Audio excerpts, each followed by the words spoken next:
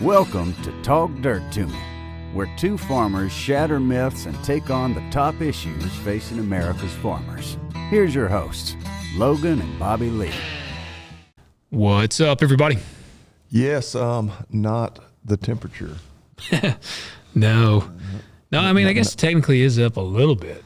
We did crack the 40s today, but yeah, starting tomorrow, we're back below freezing for our highs for the next like 4 or 5 days. Yeah, whenever my kids had to spend the night with my parents last night because I had to take Marcy to work because our roads are still really crappy. And that's what tonight we went over and I had to go pick her up from work. So they were still at my parents. So I went and got her, went to my parents. We ate dinner, got the kids. When we pulled in at the house, Levi was getting out and he goes, "Man, I hope it snows again," because there's like another little chance something. He goes, "Man, I hope it snows again tomorrow or the next day." And I said, "Bull butter." I said, "Don't be saying that crap. We don't hope it snows no more." What would be the benefit right now? Like everything's covered in snow still. He just wants to amplify it, I guess. I mean, which he's like, I understand, like, once it's all melted, you might be like, "Oh, man, I miss the snow." Yeah. I won't be that way, but I can understand maybe. He's just anything that will potentially prolong the amount, and I get it. I was the same way, that will prolong the amount of time they're out of school. So I get that. I think my kids are ready to go back. Do you? Oh, man, mine are not. I think mine are pretty bored out of their mind.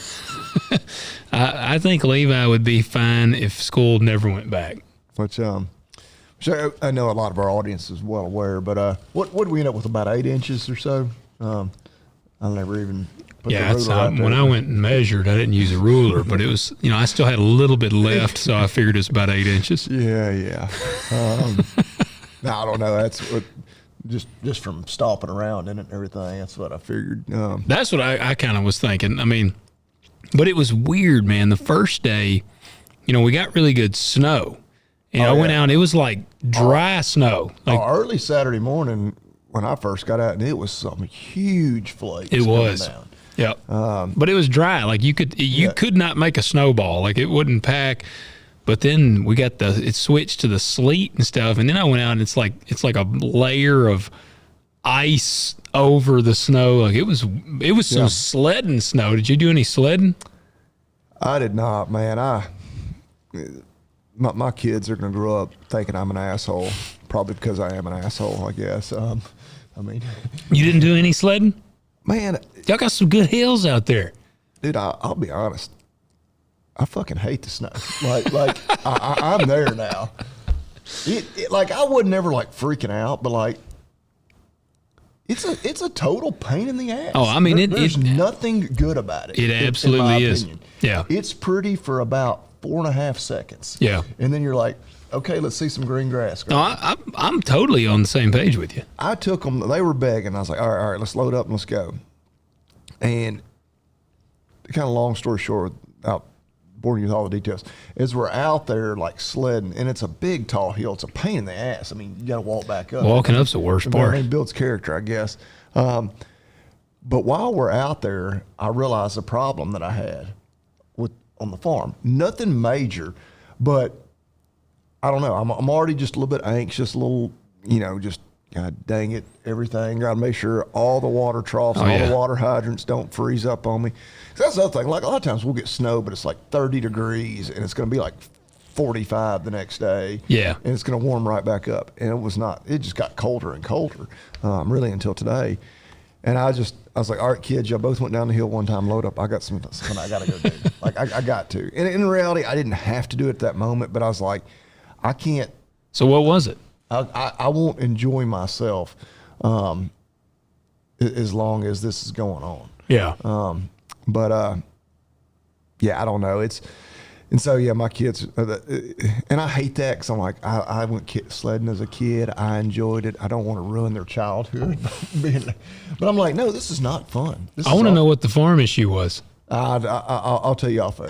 All right. It wasn't anything major, but just keeping and hey, things have actually gone pretty good, man.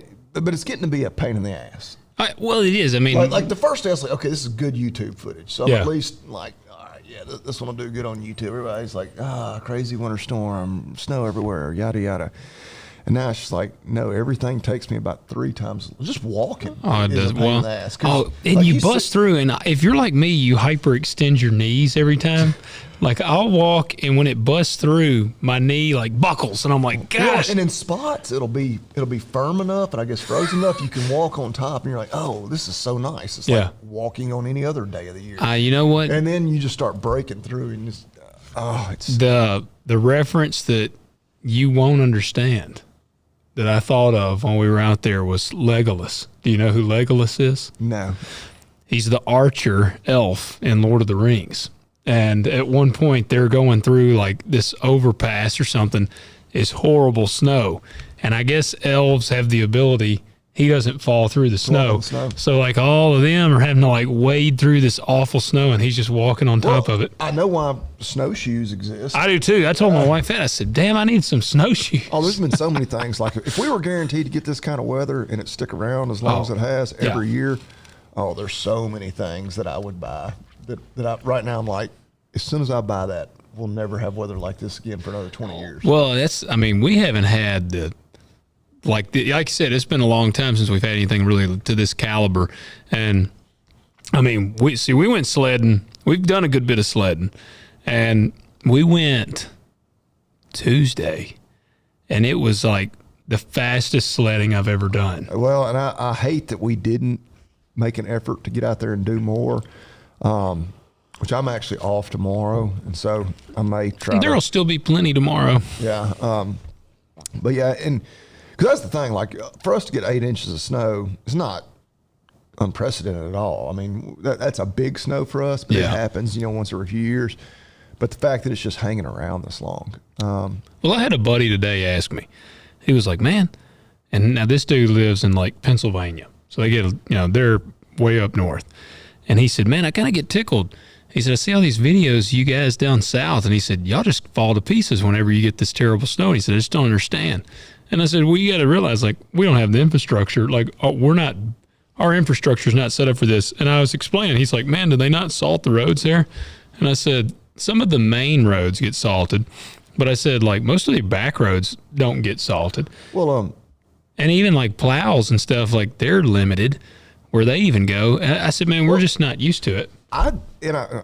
Which a lot of other areas got hit a lot harder than us. Like Nashville's still a mess. My uncle still doesn't have power. Nashville and Oxford. I saw Oxford like was a nightmare. Mississippi, kind of that band where it was raining instead of sleeting and snowing, and then that rain. Yeah, it's just a mess on trees and power lines. But the state highway that you used to live on is terrible. They plowed it today. Well, it's about damn time. Well, I was kind of having that same thought too. And I'm like, no, I wish they wouldn't have. Why? Everybody thinks they're god dang Dale Earnhardt and Ricky Bobby now. Yeah. Like, I was like, are you kidding? And trust me, go ahead and think you're Dale Earnhardt coming around those curves. You're going to end up like Dale Earnhardt. Yeah, rest in peace. No, you're damn right. Yeah. And I even got to do it because I was like feeling like the peer pressure. I was like, God dang, these assholes are like. Were they getting on your tail? Yeah. And I like, can't stand that. Are you that. kidding me? Well, then you come around a curb and like, well, here you go, asshole. That's why we don't do this. Yep. My brother and his family got smacked by somebody this afternoon. Damn, really? Yep. Everybody's okay. Yeah. What were they in? They were in his truck. Dang, did it tear his truck up pretty bad? Enough where he wasn't comfortable driving at home. I think it damaged one of the rear wheels pretty good where he wasn't confident it'd hold hair. Would they get squirrely and come over in his lane? Yeah, must have, because they must have kind of sideswiped and said it got his mirror pretty good and then got his rear quarter panel and I'll be damned. Rear wheel. But everybody was all right. He said dude was fucking flying. Like doing like 55 on a road that I mean, he's been telling me every day because Click's been open. We've been there every day. Of course, he's like, man, that road is like, that plow touched it like it ain't melted a bit. But it happened today. Like, because today I guess I got up to 45 and a lot of the roads get kind of slushed and cleared. I told some people. So everybody went from driving 15 all week long to they're driving 50 now. Yeah. Like, God dang. There'll be more people, more wrecks, I'd say over here over the next 2 or 3 days than there have been through the first 5 or 6. Exactly what me and Marcy were talking, and I told her, I said, Friday will be the day of wrecks because a lot of the road's going to be thawed out, And so people will be like, "Oh yeah," and I saw Drop the hammer down, baby. I saw it today, this morning, and tonight because I had to take Marcy to work. So I went this morning. Well, I came home. I wanted to see how Wilkinsville Road was coming home. I figured it would be terrible. It was terrible, and I met a dude doing like 45 on Wilkinsville, and I'm creeping, and I'm in a lifted like 4-wheel drive, like I'm fairly outfitted for this, and like I'm creeping along, and that dude never checks up, and he gets squirrely. He actually goes off the road a little bit, but he's got enough momentum that he cuts it back. He gets back on the road.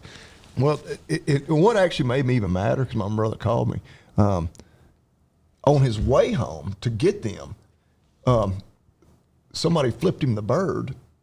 Because he was going slow? Well, and I think the road was, and and again, I hope most of our audience get a good visual, like one lane essentially is open in the road, and so both traffic going both directions is kind of trying to use that one lane. Well, so he's getting ready to meet somebody. So he's getting back over, like up onto the rough ass, packed up snow in his lane, and the guy flipped him the bird. He said, I guess because he thought I didn't get over quick enough. He's like, but that dude was flying. I'd have turned around and followed that son of a bitch. That'd have made me so mad. I was like, that just makes me. What was he driving? I was like, I just want to let the chopper spray. Yeah. Just dude, you deserve to die for that. Like, how big of an asshole are you? Yeah. Like, oh. Now the dude that hit him today, that was this afternoon. I think that guy was pretty remorseful, and like, I was gonna say, which I think where that guy finally ended up stopped and where they were, apparently he didn't really have to talk to him too much. He's like, he did walk up here and check on us, and he was fine, and we were fine. Man, I would just because I was on the phone with him, you could tell like people were stopping to talk to him because he's like, as he's talking to me, he's like telling people like, "Oh no, we're good." Yeah. He's like, "Yeah, the dumbass was flying." I was like, "So clearly he's probably not standing right next to him." It would be that would be hard for me because I got a big mouth, so I'd be like, "You dumb son of a bitch!" Like I would just. Well, I told him, I said, "Did you cuss him too bad?" He's like, "No."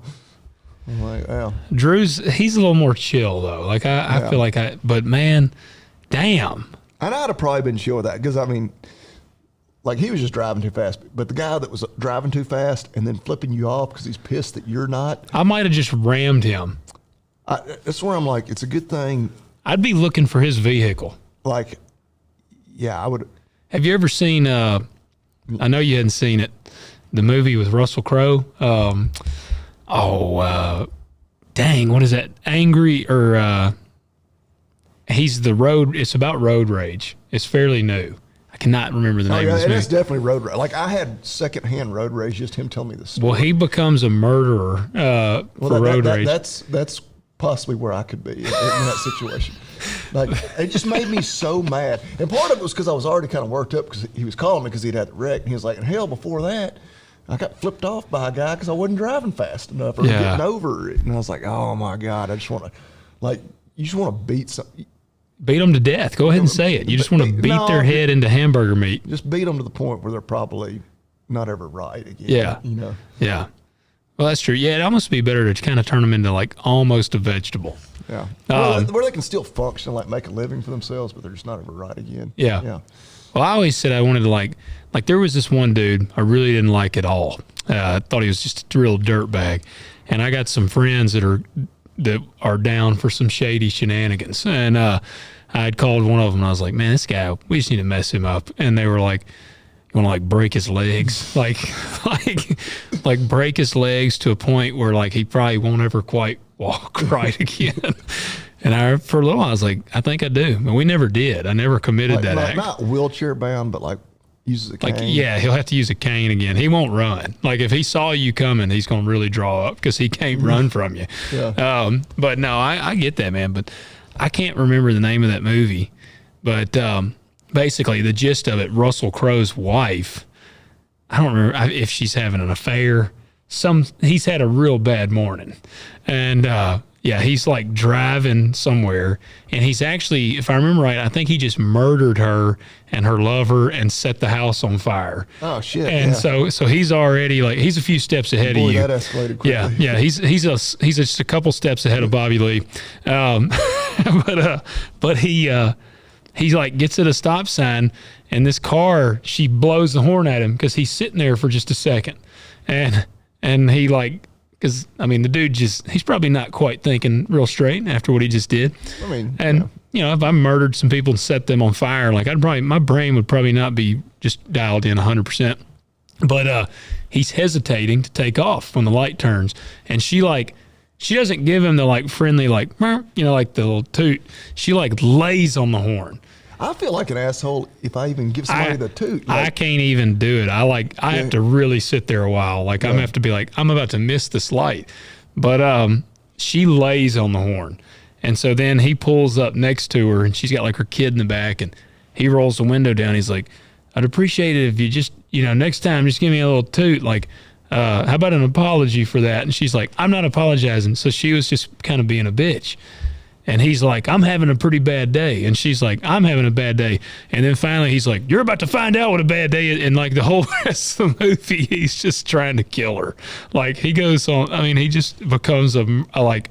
But she drives off and he can't catch her. She drives off, and it gets pretty violent from there. He goes to like extreme levels, but it's like I'll have to look it up and watch it. It's good. And you like kids. Russell Crowe, like he's a good actor. So yeah, you need to check it out. It's I don't know if it's kid friendly, but you do need to check it out.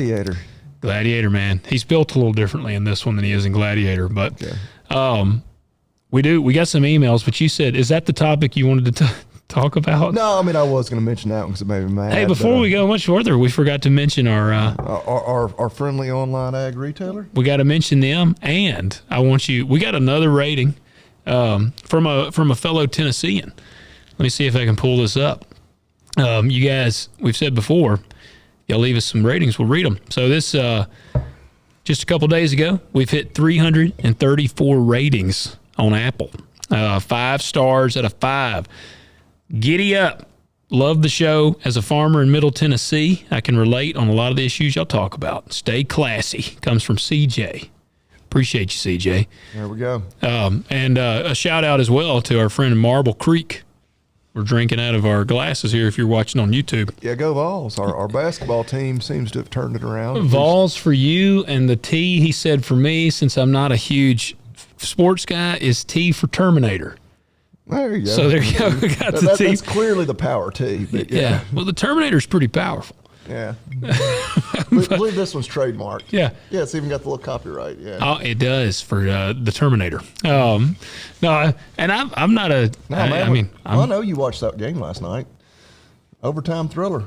Who played? Our Tennessee Vols. Oh, did they win?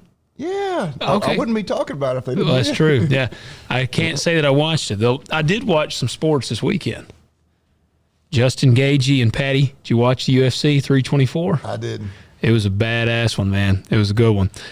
Before I get sidetracked there, leave us those 5-star ratings. Apple, Spotify. Comment on this video. Let us know what you think. Let us know what you think of the digs here. I was hoping we'd have our new cameras that would set up our multiple angles, but the weather decided to shit its pants, so they haven't made it to us yet. Winter Storm Fern. Have you seen that? Fern? I'm pretty sure it's Winter Storm Fern. Who names these things? I didn't even know winter storms got names. I thought that was just reserved for tropicals. Yeah, I did too. But I'm pretty sure it's Winter Storm Fern. Oh, that's kind of gay. I'm like, that's pretty gay. How unfortunate! Like our best winter storm we've had forever, and they name it Fern. What? It's got to be gender neutral. Yeah, of course. I don't even know what Fern is. Yeah. What else do they need to do? Y'all check out agzaga.com. Use the discount code TalkDirt20. That's $20 off that $50 minimum order and free shipping. In all seriousness, we know Belknap wraps their big thing. I mean, we're sitting here talking as we got, again, like 8 inches of frozen precipitation on the ground. But baling season is going to be here before we know it. Well, at least we hope it will be. I want to see some green grass. But use that discount code and check them out, agzaga.com. Do it. What you got? So I actually saw a story. I actually first saw it. You follow Tim Burchett? Yeah, Congressman from he's from Tennessee, ain't he? Yeah, he's from the Knoxville. I'm not sure if his district actually includes Knoxville or just right outside of Knoxville. Is this the one where he was walking around talking? The clip he put on Instagram? Well, that's most all of his. It's okay. Like he's like talking, You had commented on this one. This is probably. You said something about him being real handsome. I don't know. I can't remember what all. Yeah. I said no homo, but you look really nice today. Yeah. I put that on every one of his videos. He doesn't ever respond. He doesn't respond. It's I don't know what it is. I don't know if it's that or all the feet pics you send him, but yeah, he just doesn't respond to you. Yeah. But, he makes skateboards. No. Like that's like his little quirk, like stress relief. That's actually pretty cool. Yeah, like he does like woodworking with skateboards. Yeah, like and then he gives them away to a lot of other members of I would have Congress never ever, because he seems like and this is no disrespect to him, but he just seems like a boring old dude. Yeah, he's an old white dude. Yeah, I mean, so can he thrash? I don't know about that. I don't know if I even know what thrashing is. Come on, man, you don't know your skateboard lingo? I do not. Can you do an Ollie 360? I had a skateboard at one time. I couldn't thrash. I'm pretty sure that I couldn't either. I did not know. That's pretty cool. Okay, that is the video. Yeah, I watched it. This is on Twitter, but he actually was pointing out what Peter Navarro has kind of been working on, which Peter is he's like a special counsel. Say, I know that name. Senior counselor for trade and manufacturing to the president. And so he actually wrote an article, like I guess they call it an op-ed. Yeah. Titled, it's in the Washington Examiner, Inflation didn't eat your steak, a cartel did. Okay. And so goes into the big beef cartel. The big four meat packers, of course, specifically kind of targeting National Beef and JBS because of the Brazil, ownership there. And then talks about how China really controls Brazil. And so it's like really, a lot of our, beef supplies is almost in a way controlled by China. Yeah. Or very much influenced. They're fags. But, yeah, they are. But he goes into his, what was one of the things he said? Antitrust laws exist for moments like this. So, when it comes to politicians, talk is cheap. I'm kind of like, I gave him the hell yeah, brother, in the comments and that kind of thing. But I was like, don't. Are you gonna ruin him for me? No, I'm just saying, like, it's like my old football coach, Coach Powers, used to say, don't tell me, show me. Yeah. Don't tell me what you're going to do to break up the oligopoly of the big four meat packers. Show me. Like, oh man, he's got his work filled out though. Right, and that's one of the reasons I'm a little bit cynical. I'm like, okay, like, let's see it. What y'all going to get done? So what is those suckers are so deeply entrenched in Washington and everything else. I saw your bird. Is it still in here? I just saw it flash by. That son of a bitch. Yeah. There was a little pile of shit right there I flicked off before we started. We got a bird in here with us. Gosh damn it. Yeah, I tried to catch it. It's a little bitty, so they're real fast. I don't even know what kind it is. Yeah. Damn. Well, so what's his suggestion? Well, they you mean I'm supposed to read the article? No, I did read it. So I think they're looking at, kind of all avenues. Well, really those antitrust laws, unfair trade practices that we know the meat packers do. Yeah. And the whole issue of the price of cattle and the price of beef aren't at all correlated. And when you've got that much power or that much of the market share controlled by such a few players, like I said, that's not a free market. So I don't know. It'll be, I don't know that they really laid out any exact details, but he kind of ended it with the people didn't vote to have their dinner prices set overseas. They voted for leaders willing to break cartels and bring steak back to the dinner table without a tux. So I don't know. That's why I was like, I gotta see them actually doing something before I get too excited. But on the cattle side of things, because like we've hit on for the last several months, row crop's tough right now. Cattle have actually been doing really good, but a lot of these issues that have been major problems with the cattle markets for the last, I don't know, probably 15, 20 years or more. Yeah. And were a real issue, especially all the way up through COVID. And then well, really until about a year or two ago. Those are still very real issues. The market's doing pretty good right now. I was going to say, because our freaking supply is so damn low. Supply is really tight, and demand is staying pretty high.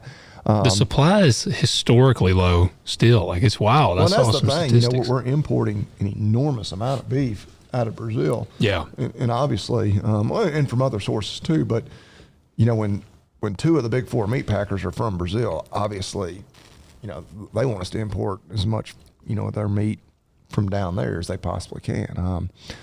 Their meat from down there? Yeah, they're down there in South America. Down there south of the equator. South of the equator, yeah. Yeah, no, I mean, man, that's like we said, I think it's obviously going to be an uphill battle.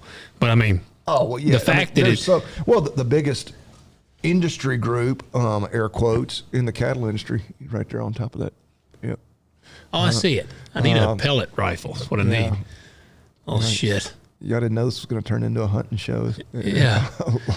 Live right here on air. Look at the little shithead. What kind of bird is that? Is that a wren? It's too little for a wren, ain't it? I don't know. Yeah, I think so. The lights are so bright. The lights are really bright in our face. Yeah. But yeah, we'll see what they get done. Look how happy it is, too, is what pisses me off. It's like so happy and jolly just jumping around. He's like, it's 14 degrees outside. But it's so warm in here. It's nice. It's like 65 in here. I opened the big door today and was like trying to get it to go out. It wouldn't do it. Flew in. Yeah, pretty much. But yeah, I don't know. When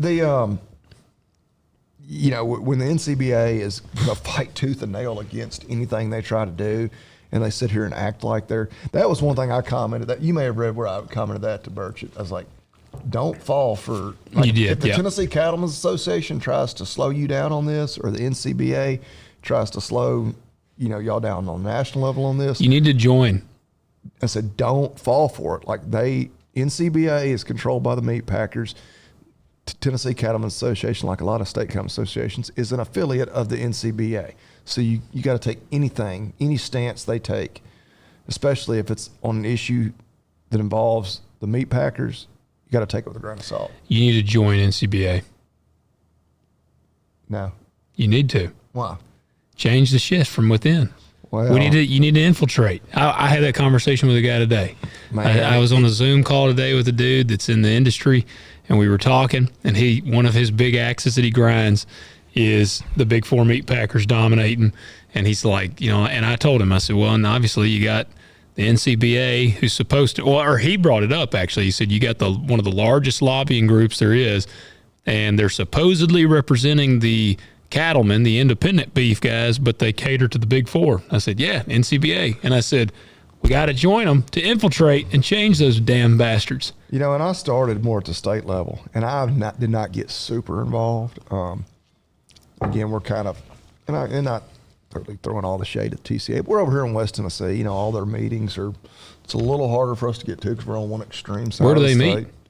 I think a lot of the stuff is like in and around Middle Tennessee, which makes sense. I mean, they're, more cattle the guys area. in Upper East Tennessee are in the same situation we are here in extreme West Tennessee. Yeah. But I never got to any meetings or anything. I was a member. I called. I wrote emails. I did a lot of things, and pretty much the response I always got was, "We appreciate your concerns, but we're going to toe the company line as far as what the NCBA does." Yeah. Because the state affiliate is not required to necessarily fall completely in line, but the folks at Tennessee Cattlemen's, which there's been some change. I'm actually not sure if they've named a new executive vice president. The guy who was in there, nice guy, but he was, a bootlicker. Yes. Yeah. 100%. I mean, it wouldn't have mattered. A butt licker. Probably. Again, I hate to say anything bad, but no, it did not matter what the issue was. If the NCBA said it's going to be this way, it didn't matter if we all called in and complained. Yeah. I'm like, no, we think this is best. Well, literally, here's your membership telling you they don't like it. We don't think that's the best. See, what if you could get in there, though, and work your way up to the leadership? That's what the liberals have done. You're right. You're right. And I'm guilty of that. If I quit podcasting and quit farming, maybe quit my day job too. I And have go and time do to it. do all that, You which I need- know. And there's a lot of people that get really super involved in things like State Cattlemen's Association, local farm bureau. Yeah. They've got just as much going on as I do, and they just make time for it. I mean, we need to either do that, or we all need to not infiltrate. We all need to join RCAF and push their numbers a whole lot harder. I'm a member of RCAF and U.S. Cattlemen's, Yeah. so I do a little bit put my money where my mouth is. I'll gladly give money to somebody that'll really stand for what I believe in, because not that I'm rich by any means, but I'm kind of at a point in my life where I do probably have a little more money than I do time. Yeah. Time's the most finite thing any of us have. Yeah, I've totally joined those other groups because I believe in what they're doing, but I just, well, and like the beef checkoff, that's been another thing. Somebody else, I forget who it was, but that's kind of been making the rounds on social media about how broken the beef checkoff is. Like, yeah, man, we've been preaching this forever. But to hear people talk about, folks that have tried to get on the Cattlemen's Beef Board or whatever, I think is who controls the checkoff funds, they're like, buddy, it is so, like, that swamp is so deep. Oh, yeah. Like, they don't even think that there's the possibility of reforming it. Oh, really? Like, it needs to be trashed, completely flush the entire system and start over. Yeah. Because it's a good thing at its core, like what it was designed for, but it's been so corrupted. Yeah. Yeah. Well, that's, I almost feel like you'd have to do some sort of guerrilla tactics. You'd have to go in and you'd have to sow some seeds of doubt. Yeah. I don't know. I don't know, but I do think. It's like, I don't know if it's like when you go to prison, they say the first day you got to shiv somebody. Kill somebody or something. Just to kind of go ahead and establish yourself. You got show to up to your first meeting and like. Today, actually, no, what you need to do. AI, this is where you could use AI. You may have seen, have you seen the videos on Instagram where dudes are going and they can take a picture of somebody and then they can turn it into a video, and they're going, like, this one guy will go to like a casino and, or where was this guy? This one dude was at something, and this guy had fallen asleep on a couch, and he took a picture of him, and he made a dude come in and kiss him while he was asleep in the video. And so then he goes over and he like wakes the guy up, and the guy's like, what? And he's like, dude, some guy just came up and kissed you while you were asleep. And he's like, what? And he pulls out his phone. He's like, look, I recorded him. And you see like this dude just comes up, and he's not real. It's AI, but it looks super real. And some like dude comes up and just kisses him. And the guy's like, what the hell? Like, he like gets mad. And so you could frame the guy. That's what you need to do. You need to get in there. Blackmail him. Blackmail him. Have like some Brokeback Mountain thing. Be like, who's the guy I'm going to blackmail? whoever you're trying to take down. I don't know, the president of the NCBA. Yeah. You need to go in there and like have a video of him be like, this dude was kissing a man in the bathroom, doing blow. I think there's people with a lot better connections, a lot more intelligent than me that have tried it, and I and that's a piss poor attitude. I recognize that like, oh well, I can't do anything about it, because I'm big on don't complain about something or like the way something is being run if you're not willing to do it yourself. Yeah. And generally, I reference that more to like the volunteer little league baseball coach. Yeah. Everybody wants to bitch about it. I'm like, this dude ain't even getting paid. Like, he's just here because his kid's on the team too, and nobody else wanted to do it. Like, Yeah. Like, if y'all are going to all sit over here on the bleachers and bitch about it, you better be willing to get your ass out there, not just and coach this game, Well, they but ain't do gonna all do the that. practices, coordinate all, all the other BS that he has to do. That ain't gonna happen. So it's a little different because, like, no, I'm sure whoever, I can't even think of his name, the president of the NCBA, he's making a I was gonna say he's getting a fat good salary. Good salary. So I probably would be willing to do his job Yeah. if they chose me to do it. But when the people that just sit back and bitch and aren't willing to actually step up and take a role. No, I absolutely would if we thought. Yeah, I don't know. I got too many irons in the fire as it is. Well, I mean, that is one of the things we're not joking when we do encourage you guys, like, hey, share the show, because we are one of the ones. I mean, literally, our last episode, we talked a lot about chemicals. We will go where others don't want to go, and sometimes we take some shotgun blasts on social media for that, and that's okay.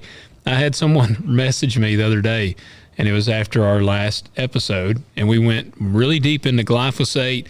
My wife did get on to me a little bit. She said I was a little harsh on the food babe because I said she was the most fear-mongering bitch that I'd ever seen.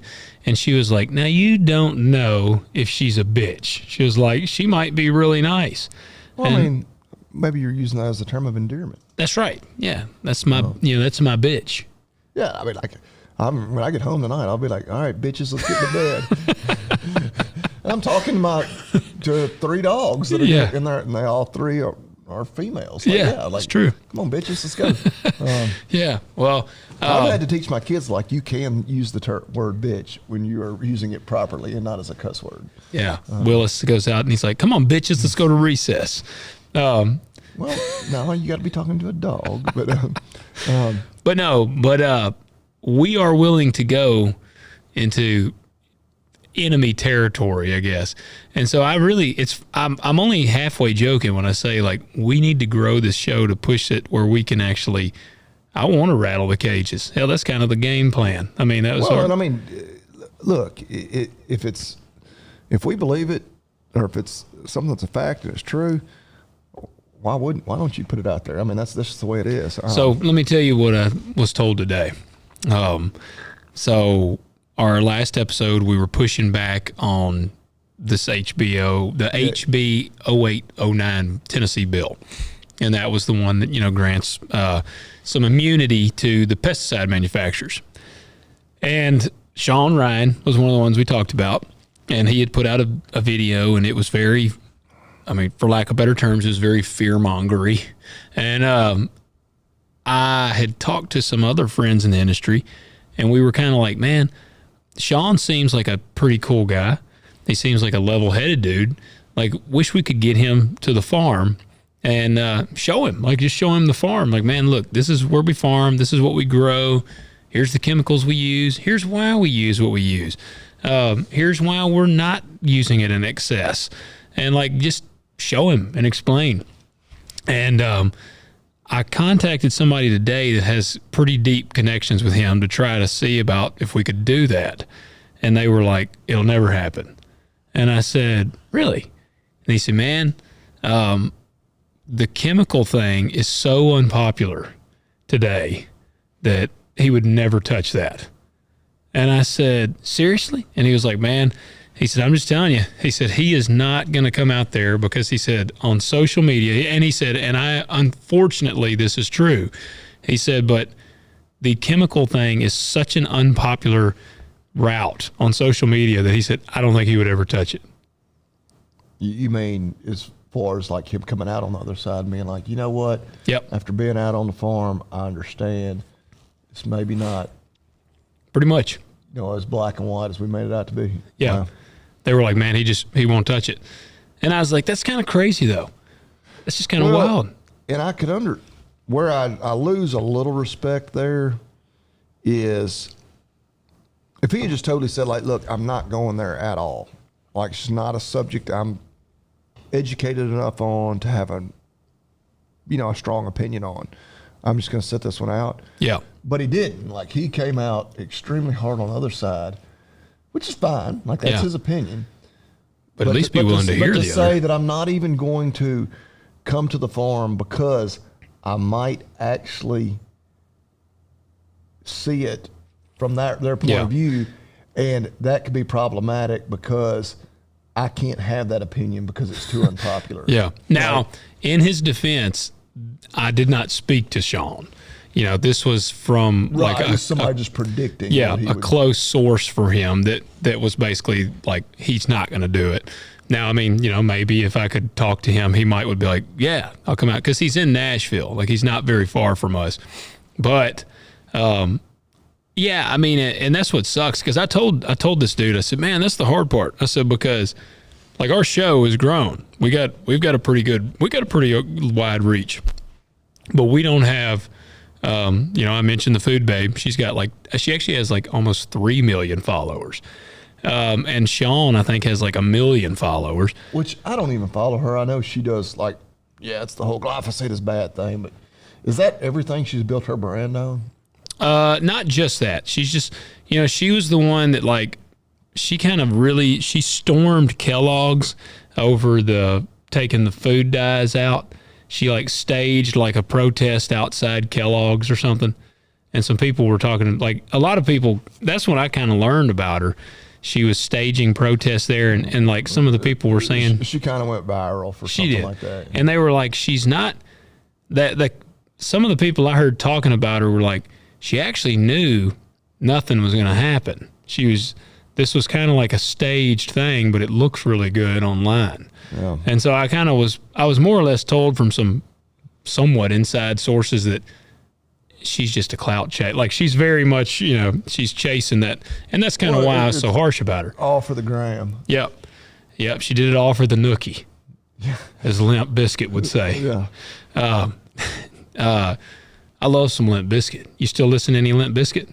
I mean, I don't listen to a lot of music, period, other than like, well, now I like stream it, and now I like usually Limp Bizkit. I don't like listen to the Limp Bizkit channel on. I mean, I don't dislike Limp Bizkit. Yeah. But I used to listen to it like back in high school days. I still jam some chocolate starfish and the hot dog flavored water, man. Yeah.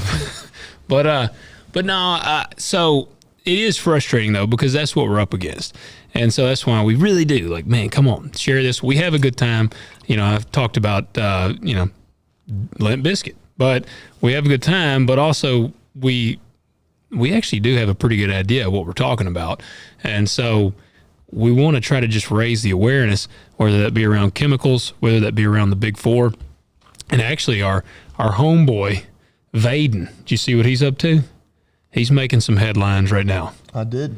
So he's rattling. Talking about Deputy Secretary of Ag. Yeah, our best friend. Yeah. He's our best friend. He knows exactly who we are. We have met him. There is a photograph of us with him. As much as he was rattling off stuff from memory, I would not be shocked if like you ran into him and be like, oh yeah, Logan, I remember meeting you. He'd probably tell you exactly where he met you. Probably. Meanwhile, I'll shake somebody's hand and they'll tell me their name.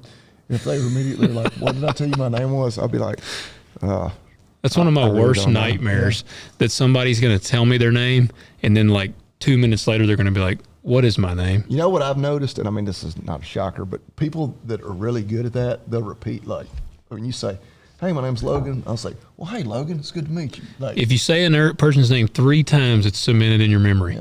Yeah. That's what they say. Like Arnold Schwarzenegger and all them dudes, they repeat people's names back. Like when they're talking to them.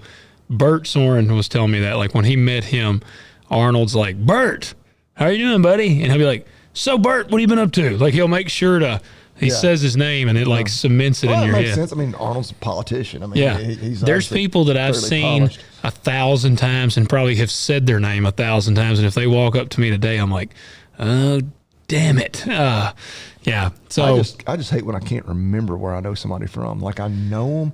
I'm like, but where do I know you from? Like, I hate it when someone comes up to me and they're like, Logan, what's up? And they're like so friendly and excited to see me, and they know my name so powerfully. And I'm like, I don't know that I've ever seen you in my life like that. It's like one of the worst, especially when Marcy's with me, because then I feel like, I should introduce her, and I'll be like, hey man, what's going on? And then I kind of like just stand there, and I'm kind of hoping Marcy then's going to be like, hey, I'm Logan's wife, Marcy. And then it kind of like opens, because, man, I hate that. It's so awkward. The greatest thing is when people, they're in the office and I'm working on their dog, and then they start asking me about their other dog. I'm like, oh, fuck, like I can't remember. Which I always tell people, like, if I remember your dog, it's not a good thing. Yeah, you see that dog a lot if you remember it. It means it either comes in way too often, or it had something extremely unique, which is usually bad news wrong with it, or it was like terribly aggressive, and I don't like your dog. Seeing it. Yeah. All right, so here's what our boy's doing. So Deputy Agriculture, I just feel like it's cool every time I see his name up there now. Deputy Agriculture Secretary. They got that Deputy Agriculture Secretary. Deputy, I got my note is backwards. Deputy Secretary of Ag, Stephen Vaden. He's from Obion County, if I remember right. Yep. He is accusing Nutrien and Mosaic of effectively colluding to limit fertilizer supply and keep prices high for U.S. farmers.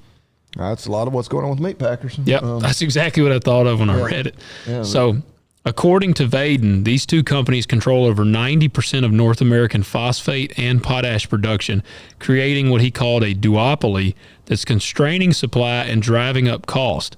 On top of that, just 7 companies control about 70% of crop input sales, tightening the squeeze even more.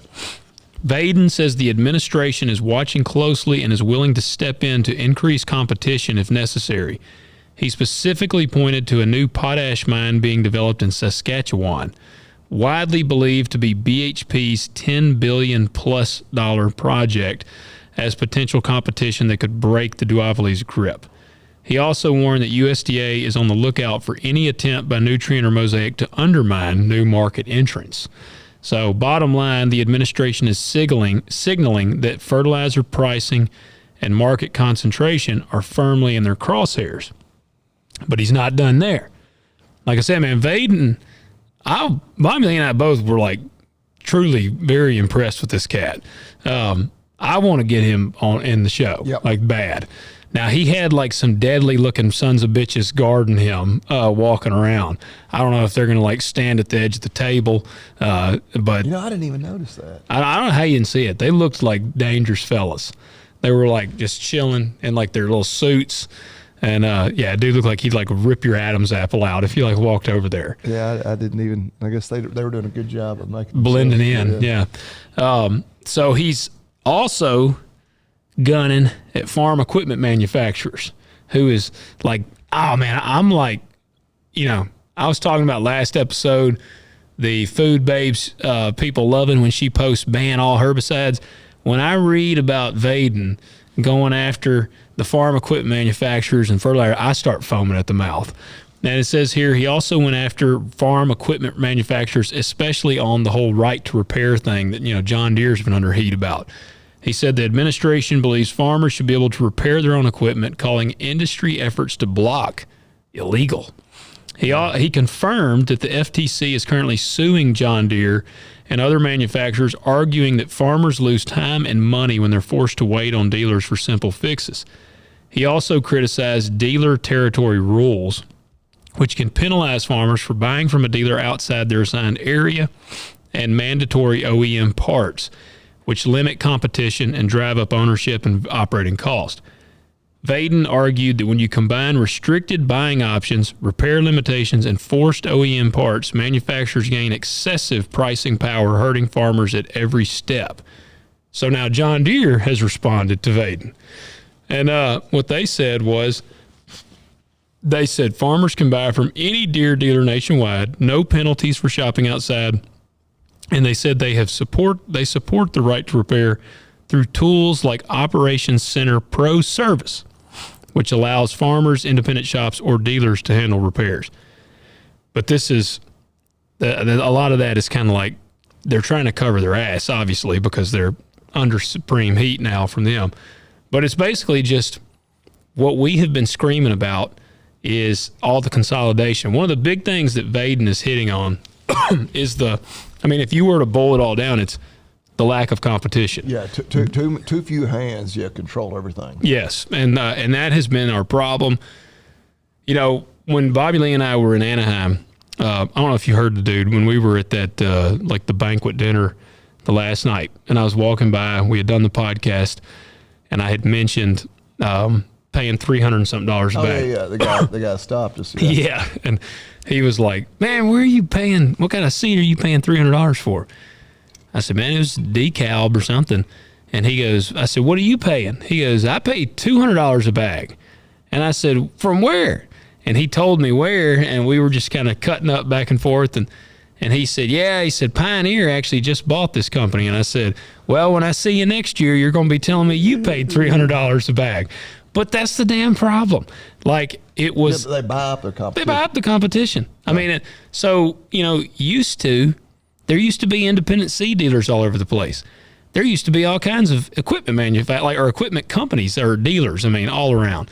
There ain't none of that anymore. And even the equipment manufacturers, they used to be separate. I mean, dude, there used to be all kinds of them that you had Massey Ferguson, you had Case, you had White, all of these different companies. Now they're all under 3 companies that own all of them. Well, yeah. So Case, New Holland, it's all one. AGCO owns them. Yeah. Hold on. AGCO owns Case, New Holland too? Yeah, pretty sure. It's because I know they got Fent and Massey. And I think, doesn't AGCO own them? I don't even know. Wow. Yeah, if that's the case, it's even, because AGCO I know is Gleaner and Fent and Massey Ferguson. Let me see. I'm pretty sure AGCO owns, and let me see, does AGCO, because, Deere owns. Because I just thought Case and New Holland were now the same. So a red and a blue tractor are the same thing now. A Case red, I guess. You could have a Massey red, but no, I was wrong. Okay, who is the brand? All right, it says Case H is a brand owned by it's C&H Industrial. Yeah, Case New Holland. So AGCO, all right, but see, AGCO owns Massey Ferguson, Fent, Valtra, and Challenger. Well, Gleaner's in there too, aren't they? Maybe I'm wrong. I don't know. It doesn't have them on there. Is Gleaner not still standing on its own? Maybe I'm just getting my Fent gray or silver combines mixed up with Gleaner. But anyway, of course you got Deere. Deere's Deere. And Deere, I don't remember. All right, Gleaner is owned by AGCO. Okay, yeah. I was about to say, I thought so. Yeah. So it just didn't have all of them listed in here, but yeah. So Challenger, so those are the ones that was Caterpillar on them? At one time, Challenger was the Caterpillar. Yeah. I don't know if they still, did they make it? You could get a Cat tractor. Yeah. But I don't know. And you didn't see them for long. You still see some used ones around. And it would typically be the Cat Challenger. Yeah. Because the guy that I bought my first combine from had one. But It was tracks. It was on tracks. I'm curious now, who owns C&H Industrial? I could have swore there was something. Exor NV is the largest shareholder of C&H Industrial. Exor is the investment holding company of the Agnelli family, the same family that owns Fiat. The rest of C&H Industrial is publicly traded and owned by institutional and individual investors. That's actually kind of cool to me. But so as far as the big ag companies, you got, of course, C&H, Deere, and AGCO. Who else is there? I know Kloss makes combines, but do they make anything? Are they part of a bigger I was looking to see network, or do they fall under one of those groups too? Yeah, but basically you've got those three. On the smaller equipment side of things, you got a few more, of course, Kubota and Mahindra and some of those. You get into the real small tractors, you got all kinds of. Kloss is owned by the Kloss family. Okay. Stuff like that makes me want to buy a Kloss. But and I know they make combines, but combines really about the only thing you see there. You don't ever hay balers. I think they make hay balers too. But you don't see do they make a tractor? I don't ever even know that I've seen one. Well, our problem with that, like my dad always says, got to have a dealer around. Yeah, right. Cool equipment, but because I always those Fents and those Masseys. Fents are some badass tractors. Again, Massey's kind of the same thing. Yeah, badass. But I'm I've got a Kubota dealer just up the road, a Deere dealer just up the road. Kubota's publicly traded. Case is a little further up the road, but any of those three manufacturers I could justify having a tractor for, but I can't have a Massey. There's not a dealer within 2 or 3 hour drive. That's how, man, online some people will say, like when you're looking for tractor brands, people will throw some out there. Well, I remember when Fendt actually first came on the scene, people were like, man, you need to go to a Fendt. They're going, and all this, but I was talking about needing a cheaper tractor. Yeah. And the Fendts, they're like, oh man, Fendts are going to change the game. And they are awesome. They're very awesome tractors, but they cost just as much as all the rest of them. Yeah. they like check your prostate while you drive. Like, I mean, they got like everything. But yeah, I didn't realize, dude, I could have swore CNH was under AGCO, which is kind of cool. So I guess we need to announce this for you guys. We've kind of hinted at this. I don't know if we've officially said it, but we will be doing a show at the National Farm Machinery Show. We mentioned it in the last episode. Okay, and we'll be at the AGCO booth.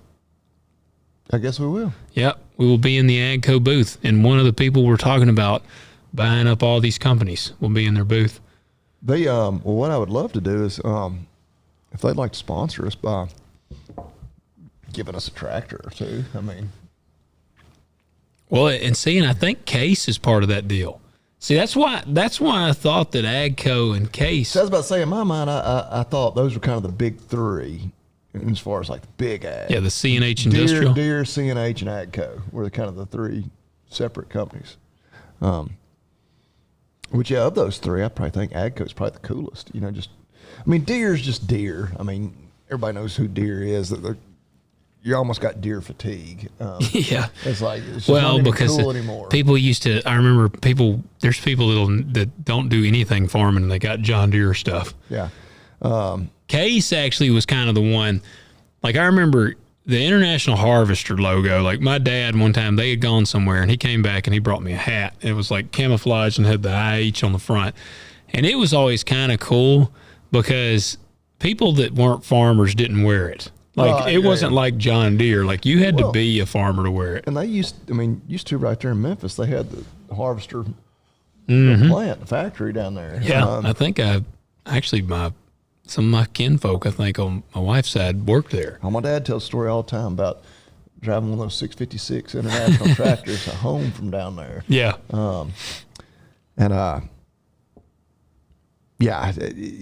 Something, but I've always had a little bit of a negative opinion on Case because on the size tractors I want, like that 100 horse. Yeah, they're shitty from what I've heard.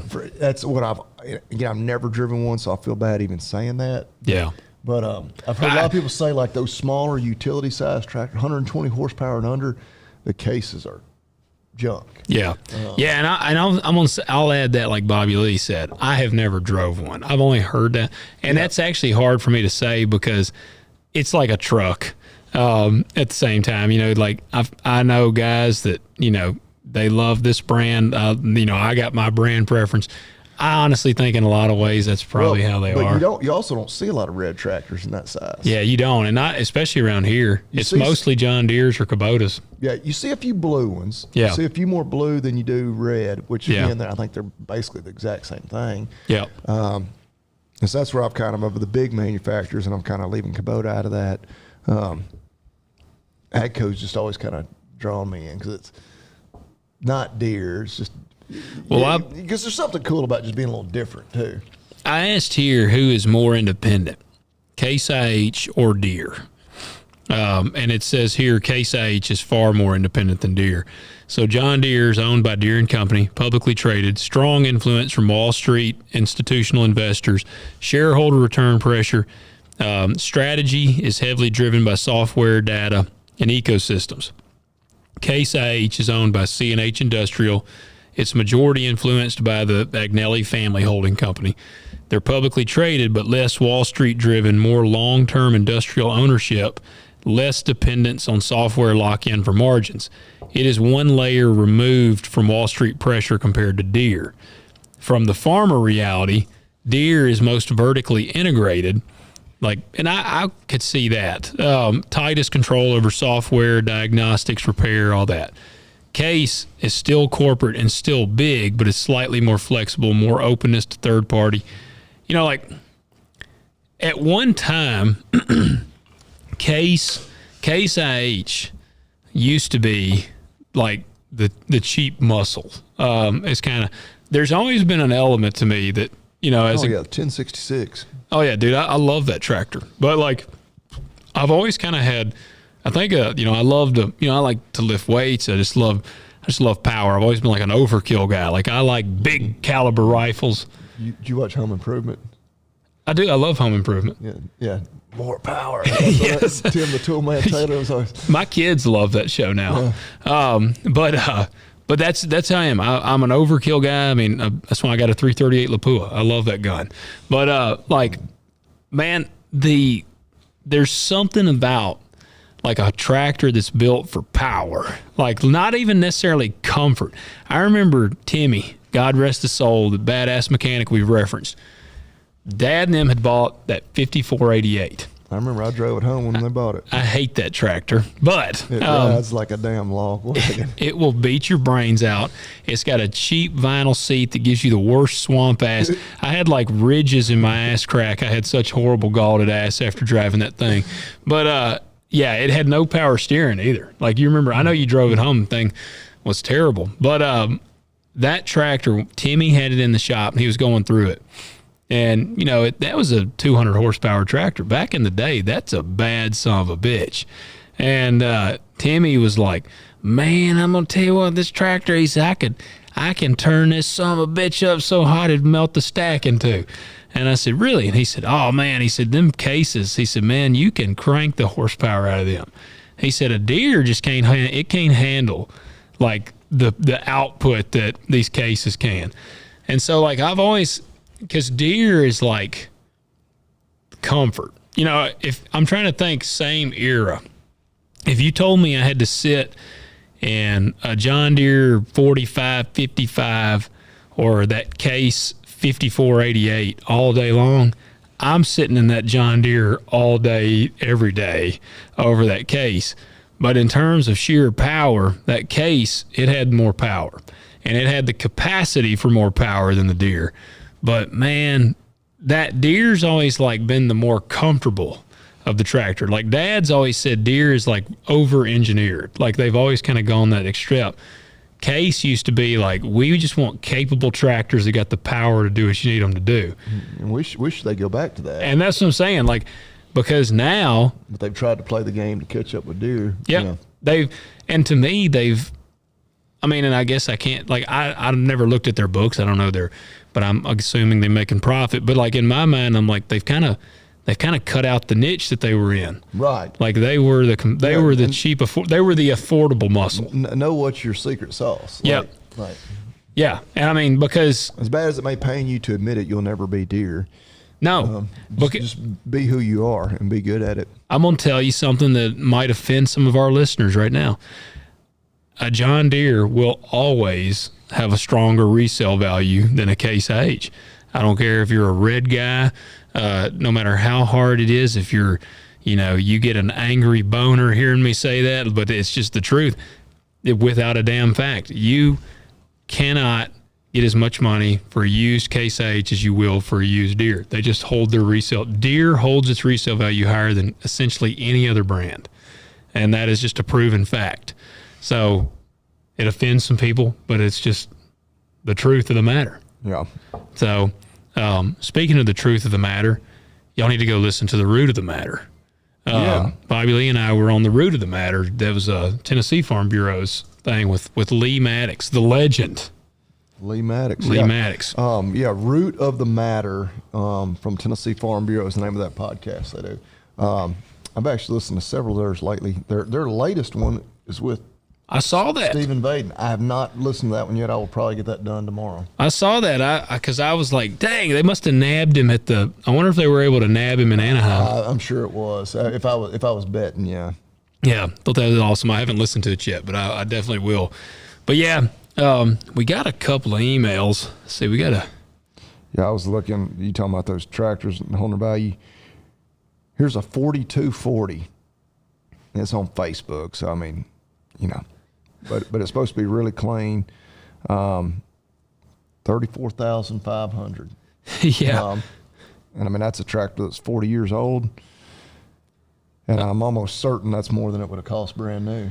Well, I can tell you one right now. There's a 45 or 44, 55 or something. I saw somebody has one, and it only has about 2,500 hours on it. And it's super clean. And they were kind of speculating. It's about to sell in an auction, and people have been speculating, and they say they got a pretty good idea that tractor's probably going to go for about $100,000. Damn. Here's another one. Here's a 79 4440. So that tractor will be 47 years old this year. Damn. but 5,600 hours. And of course, again, this is the ad, but you won't find one any tighter or cleaner or nicer around. What do you think they got it listed for? I'd hate to even take a guess. I don't know. 50. 50? Yeah. And how many hours? 5,600. That's still low hours. The years. For a tractor that old? Yeah. Oh, damn, yeah. See, here's you an example. I bought that case. I had a case tractor, one of the box cars, they call them. And it was a 7140. And now that tractor was cool. You saw that one that I had. Yeah. That was a cool tractor. And it was about I think it had about 250 horsepower. It had been turned up. It was front wheel assist. It had pretty high hours on it. I only paid like $30,000 for that tractor. Yeah. And, I wish like hell I could have afforded to keep that tractor, because it was just, that tractor was cheap muscle. That's what I needed. I needed a tractor to pull the disc and do some of those things. It could do it. I'd put Cookie in it and send his ass out there, and he would go do it. And then he broke a bunch of axles on the disc, but I would still send him out there. That's what Dad was like. Damn, is he turning with the things, the blades down? What the hell? But just all that power. Yeah. But man, that tractor was a beast. Blue black smoke, man. It was everything I liked. But again, it was $30,000. I mean, they're just cheaper. Let's see. There was a comment. I got a comment, and we'll do an email before we call it a night. Yeah, we're recording late tonight because, like I said, Logan mentioned with our road situation, having to get our first responders, or I don't know, that's nurse, I mean, not a first responder, but our healthcare professionals. That's right. Into I guess the first responders, the paramedics who get the she'd be the second responder. Yeah, she's the second responder. Yeah. I guess in the last episode I must have mentioned, because Jack commented here and he said that's interesting about Logan having an agent. I can see him being in a good action movie. Unfortunately, it doesn't seem like they make many good movies anymore. Did I mention something about that in the last one? No, it's the first time I've heard that comment. No, did I mention something about having an agent in the last one? I must have. I bet when we were talking about going to California. Yeah. Okay. Yeah, well, man, I appreciate it. I'm a ship never sail kind of guy. Like, there might still be a chance. Maybe you'll see me one day in an action movie. Many good ones anymore. Den of Thieves. That one's pretty badass. Did you watch the second one? Yeah, it was okay. Yeah. It was okay. Did you like it? Yeah, I'm trying to remember. Did it end where there could be a third one, I guess? I think so. It was all right. I'll tell you a good action. Have you seen any of the Extractions with Chris Hemsworth? No. Oh, they're pretty badass. Chris is a pretty solid action star. I still hadn't finished Landman. I haven't either. Which I don't even know that it's released them all. Yeah. I never even started the last season of Stranger Things. Oh, dude, you got to watch it. I think I'm kind of out. Oh, man. The online bullying that it got from all the people just making fun of how gay it was. See, now, I loved the finale. I was sad. I was genuinely sad. I might just skip all the way to the finale. Yeah. Well, if you do, you'll skip the gay shit, so that wouldn't be a bad thing. Yeah. All right, we'll get one email here. And like the gay stuff doesn't really bother me. Like, I mean, I'm not bothered by gay people being in a TV show I watch, but just how unnecessary and how like over the top, like they like made it all about that. We're like, yeah, the world's ending potentially. We don't care what your sexuality is. Yeah. But they like had to make that like a central part of it. Oh yeah, for him to reach his full power, he had to come out as gay. Like literally, that's it, for him to actually have full. Was that like part of the? That was part of the weapon against him, was the fact that he was not openly gay. Okay, well then maybe I can see where that was maybe a little more. That was like the weapon relevant. He was using against him. He's like, I need to let you know. The online memes about it, and I guess that's why you shouldn't judge it. No, I mean it's still just as retarded. Okay, these aliens, or we're not sure what they are. They're like literally taking over the entire planet. It's like, wait a second, let's have a 45-minute conversation about how I'm gay. Well, screw the rest of the world that we could be saving. But if him coming out as being gay was part of them saving the world, I guess okay. it was part of it. It unleashed his full power. Oh well, damn! Way to go, Netflix! I gotta pay my membership subscription. Yeah, you gotta watch so it. I can watch it now. You gotta watch it. All right, let's see here. Taylor writes in, "Dang, Logan, didn't know you were such a big buck assassin. LOL. I planted an acre of corn this year and was wondering why my ears only got about 6 inches long. Did I do anything wrong? I bought the corn off a local farmer around here. It was his leftover.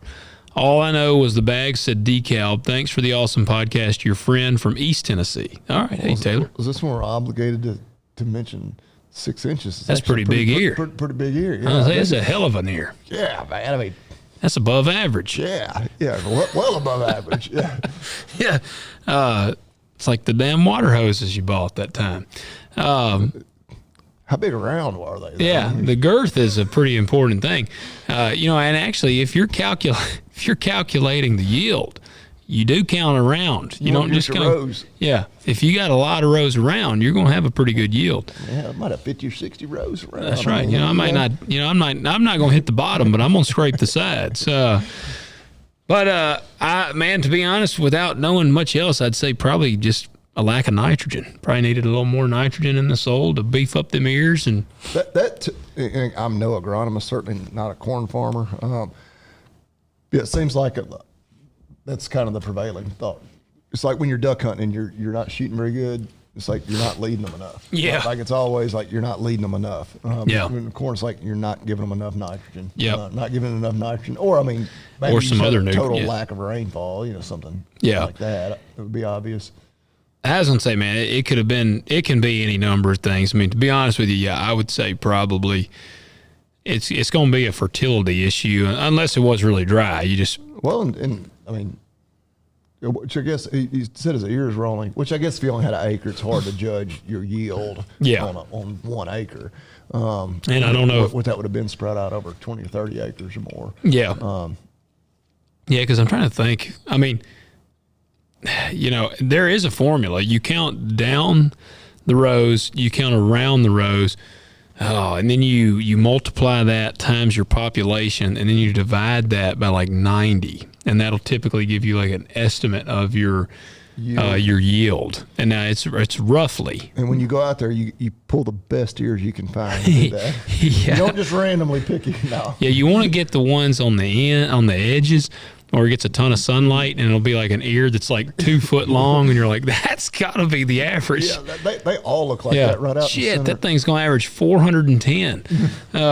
But yeah, I'm going to say it's a nutrient issue, man. Honestly, as far as being a big buck assassin, man, I tell people, I've had people that are like, man, what's the trick to killing big bucks? And I'm going to tell you, it's the same way for catching big bass.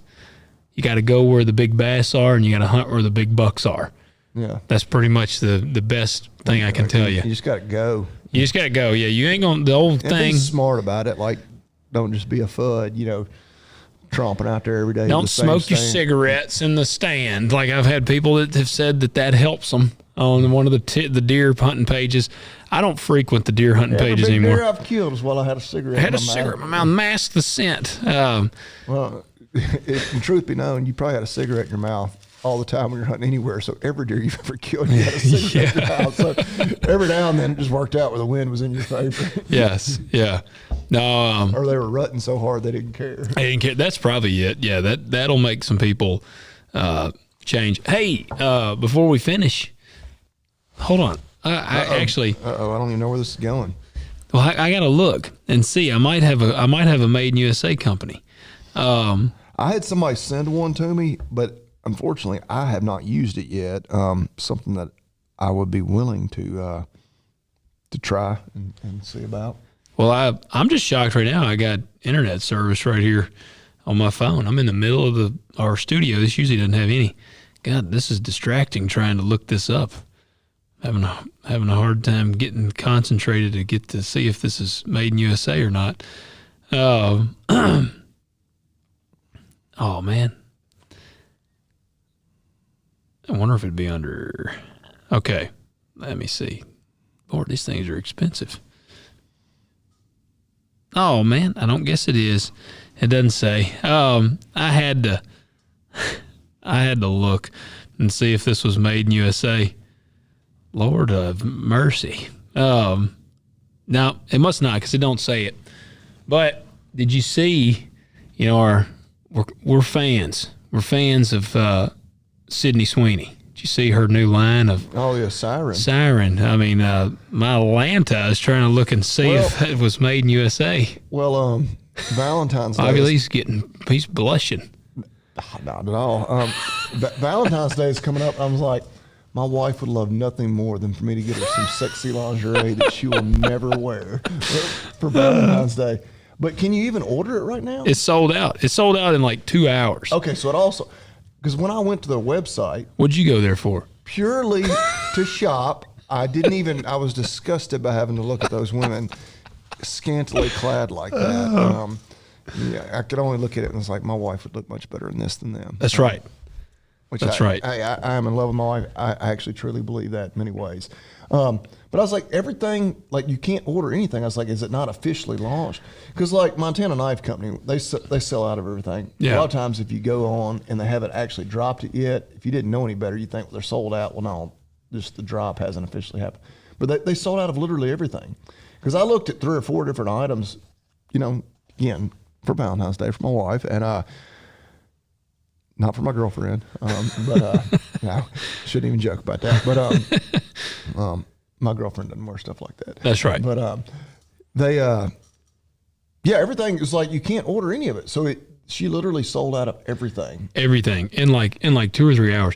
No shit. Well, I know a lot of people were like pointing out, like, well, she's a big hit with the men, but not really with women. Or women really clearly she's a hit with the women too. Or it was just a bunch of dudes like me. They're like, I'm going to buy my wife or my girlfriend a bunch of this shit for Valentine's Day. Well, no shit. Like, all right, we laugh. I mean, Sydney Sweeney is a beautiful woman. There's no doubt about it. But like, I'm a big fan of hers because she just don't cave to the woke shit. And like, that's why I love everything that she's doing that's successful. Like, I bought a pair of American Eagle jeans. And they suck ass. I bought 2 pair and I have blown the crotch out of one of them. Well, and my nuts, I mean, I may be a little larger than normal, but they're not like that much bigger. And they're not made in USA, and they're like $30. Yeah, they were cheap. So it's like, but they're stretchy. They are stretchy. But if they're only going to last 2 or 3 wears, then that ain't a very good deal. I did the not. pair I've got, I've only worn maybe 2 or 3 times, and I hadn't blown the crotch out of mine. If I didn't wear pant or underwear underneath them, my nuts would be hanging out. Like it is totally blown out all the bottom. Marcy was like, "Good gosh, I bet I hadn't wore those 12 times." And so, I was a little disappointed in those. But I'm just look. I'm a meathead, red-blooded man. But at the same time, I like the fact that she doesn't cave to the woke shit. So I'm like, hell yeah. And dude, I'm going to tell you, this is going to make, she might be like a billionaire. Like this is going to be huge. Like, and the fact that this sold out as fast as it did, she's going to make a damn fortune. And I'm the same way. I said something to Marcy. I was like, I might get you something. But yeah, lingerie is one of those things. Especially like as a married man, especially like you see it and you're like, oh man, that'd be hot to get my wife. But then you get it for them and then they wear it for like 5 minutes and then it's off. So it's kind of like. And my wife, I don't know if your wife, like my wife did like her bachelorette party. Apparently, like when we do bachelor parties, we don't like get a present for the dude.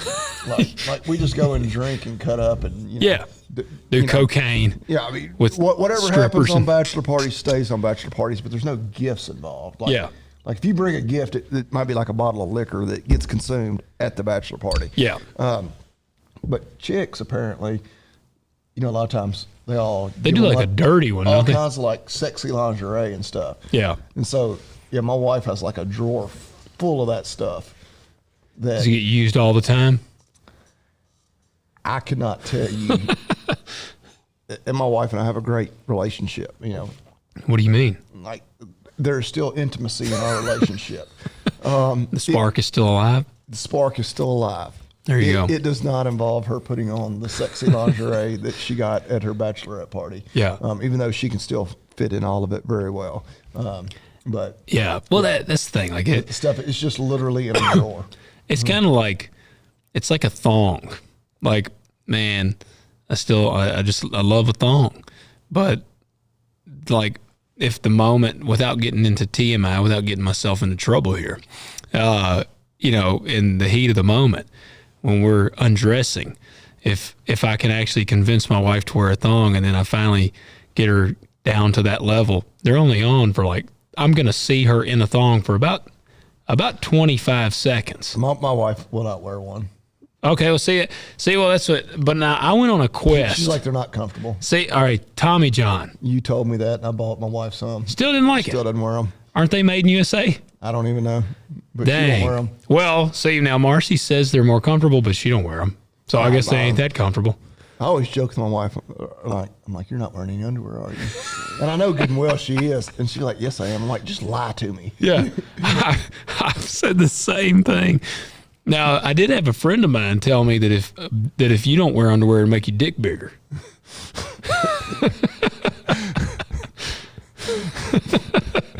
We were just talking about. I'm gonna go out on a limb, so there's probably no science behind that.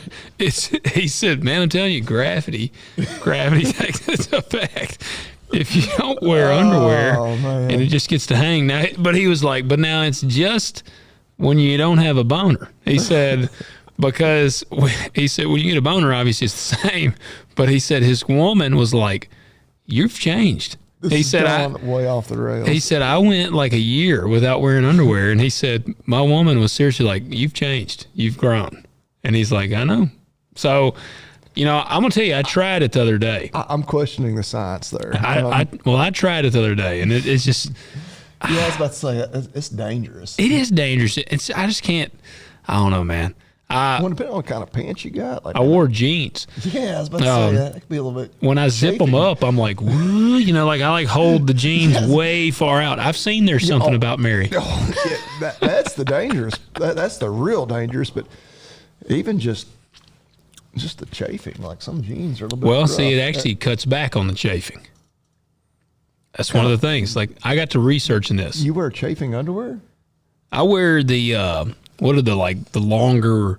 They're not the boxers. Boxer briefs. Boxer briefs. That's what I wear. Yeah. I don't like boxers. It feels like I got on a pair of shorts under my pants. Yeah. Boxers, like, went through a phase like in high school where, I tried that. You couldn't wear whitey tighties. Yeah, damn sure wasn't going to be be in the locker room wearing whitey tighties. Boxers are, I guess because gravity has caught up with me over the years. You got to have a little more support. Like a little more support. Yeah. I don't know. My wife kind of dug it when I was going commando. Like, I was like, I'm going commando right now. And she was like, really? See, my wife would have no idea that I was going commando. Well, I told her I was going commando. If I was, I would definitely tell my wife. And that's exactly how I was. I was like, I don't have any underwear on. And she's like, really? And I'm like, yeah, it's going to make my dick bigger.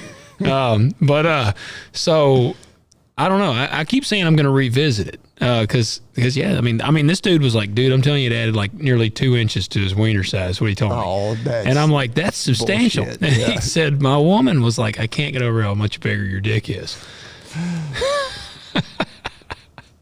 Now, if I ended up in a situation like that, I could see myself. Now, so if I do it and I come back and I tell you, I'm like, dude, it added 2 inches to my wiener, you're going to probably quit wearing underwear. Well, what's going to happen is you're going to see me walking real gingerly one day, and you're going to know that I started doing it, and I zipped a little too fast. A little too fast. Yeah, you got to be strategic with the zipping. The biggest thing is I feel a little naked. Like, you feel like you're a little vulnerable. Like I said, like if I bend over, my underwear ain't there. So, yeah, but I don't know. I hadn't rolled it out yet, so I'll keep everyone posted on if I continue to go commando. Oh Lord, have mercy. You got a company? Oh, let me see. I was trying to think if I had one, but I don't know that I got one. I got a bunch that I'm considering, but I hadn't yet to try them all. Where's my dang list? Because I keep a running list. I do have one, and this one was actually another one somebody sent to me that I know I have used, and I just had never really paid that close of attention to it because you take these things for granted. You do, yeah. Here, I guess we gotta stay on. Mm-hmm. Stay on tradition here. Let me start off with 2 words. Made in America. So, What you got? Rain-X de-icer. Okay. I've used a lot of Rain-X over the years. So something like windshield washer fluid, de-icing windshield washer fluid. I'm not sure if all their products are made in the USA, but our buddy Jay, he actually sent that one to me. He was probably, because he's our local guy, in need of quite a bit of that, as we all have been here lately. Which actually, I parked my Jeep down in my hay barn because I fed enough hay out of it. I got plenty of room to park equipment in there. Oh, you ain't supposed to be doing that. Well, you aren't, but you've passed the years now. I probably have, and too, like the barn was slapped full of hay, but we're in the middle of January now. I've fed over half of it. Yeah. And my Jeep is the only vehicle that has even been started this week. Really? Did you? So you didn't? Only like street legal vehicle. Like, we've had the side by side and tractors running and stuff like that. So you didn't crank your truck? None of my trucks have moved since Friday. Truck, my wife's SUV, any of it. I have never had trouble cranking my pickup until this past weekend because I drive a diesel. I was a little worried about the tractor, Now the tractor did good. Mine did. Sunday, I put out hay and it was single digits. I'm sure yours is like mine now. Like on my tractor, which I got a John Deere, my little 5090. When it's cold and you crank it over, it pops up a glow plug light and it goes through a glow plug. I'm sure your tractor does that. Yeah. My tractor cranked up good. My pickup, I seriously didn't think I was going to get it to crank.